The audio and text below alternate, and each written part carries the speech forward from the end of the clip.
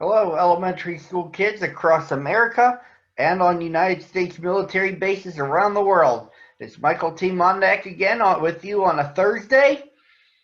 If you haven't been with me the last week and a half, you know I've been reading one picture book to you, your teachers, and your parents for the remainder of this calendar year and possibly into the new year. Today I'm back in Culver City virtually. And I'm going to begin by giving you a teaser as to what I'm going to read today. Have you ever had a friend join a club that only he could get into and you couldn't? Well, Fozzie Bear found himself in such a situation when his best friend Kermit the Frog joined the Frog Scouts.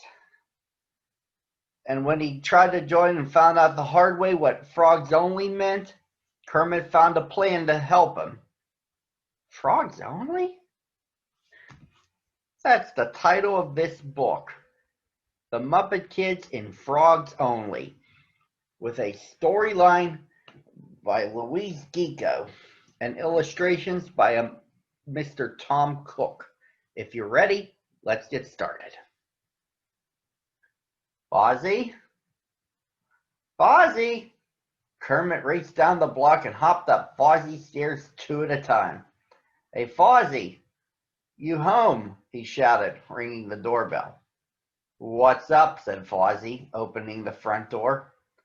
I just got into the Frog Scouts, Kermit said happily. Now I can go to meetings every Saturday in the clubhouse. But you always play with me on Saturdays, said Fozzie. And I can sit at the Frog Scout table in the lunchroom, Kermit barreled on. But you always sit with me in the lunchroom, Fozzie said. And play on the Frog Scout softball team? But you always play softball with me, Fozzie said. Kermit stopped short. Gee, Fozzie, he said, I'll still play with you. But getting into the Frog Scouts is a real honor. Oh, said Fozzie. Well, congratulations. I'm really happy for you. But the truth was, Fozzie wasn't really happy for anyone, especially himself. Fozzie felt lower than a blade of grass. He was sitting on the front stoop of his house when Gonzo rode by. Hey, Fozzie, said Gonzo. Want to come see my mold collection? I've got a great new icky green one. Not today, said Fozzie. Okay, Gonzo replied. See you around. Fozzie just sat there. I'll never see Kermit again, he thought. Kermit will have lots of new friends, and he'll forget all about me. Later that afternoon, Fozzie walked past the Frog Scout clubhouse. On it was a sign. Frog Scouts. Members only. Everybody else, keep out. Fozzie felt sad. He felt hurt. He felt lonesome. But then he had an idea. He walked up the stairs and knocked on the door. The door was opened by Felix the Frog. He looked narrowly at Fozzie. Yes, he said. I want to join the Frog Scouts, Fozzie said in a rush. Felix looked Fozzie up and down. Then he shook his head. You can't join the Frog Scouts, he said. Why not? Asked Fozzie. You're a bear, said Felix. Bears can do anything that frogs can do, insisted Fozzie. We'll see, Felix said, looking doubtful. Meet me at front of the pond in the park tomorrow at 9 o'clock sharp. The next day, all the Frog Scouts got to the pond bright and early. They were there to watch Fozzie's big tryout. Kermit was there too. You can do it, Fozzie, Kermit cheered him on. Okay, said Felix. First we need to see you do the frog kick. Fozzie held his breath and dived into the pond. He slowly sank to the bottom. In a few minutes, Kermit jumped in and dragged Fozzie out. Sorry, Fozzie, said Fozzie. I'm still learning the bear float. Maybe we should go on, Felix said. The next thing you have to do is pass the hopping test. That I can do, said Fozzie. But Fozzie still had to hop 5 feet from a standing start. He can only make 2. The last thing you have to do, said Felix, is to ribbit. Ribbit, said Fozzie. Not good enough, said Felix. I'm afraid you can't join the Frog Scouts, Fozzie.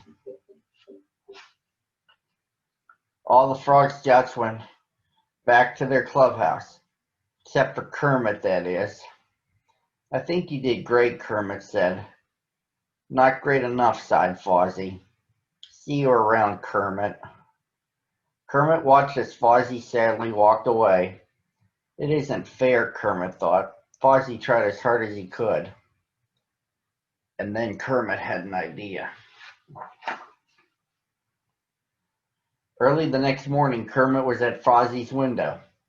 Wake up, Fozzie, he called. I've got something for you to do. What? Fozzie said, poking his head out. I don't really feel like doing anything.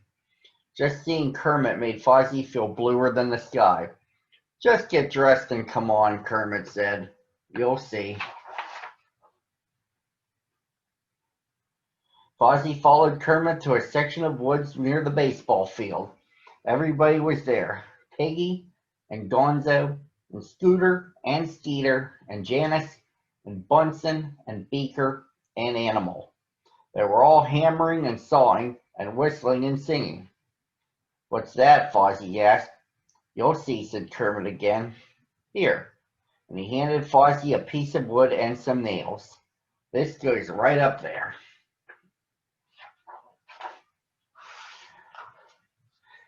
Fozzie hammered and hammered until he had used up all his nails. Then he stepped back. When he did, he saw that what he had been hammering was a sign. And this is what the sign said. The Frog, Bear, Pig, and whatever Scouts, members, and everyone else welcome.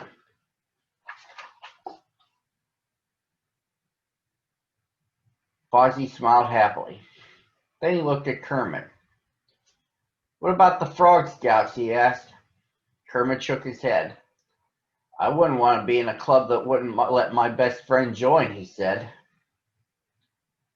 But the Frog Scouts can join our club if they want to.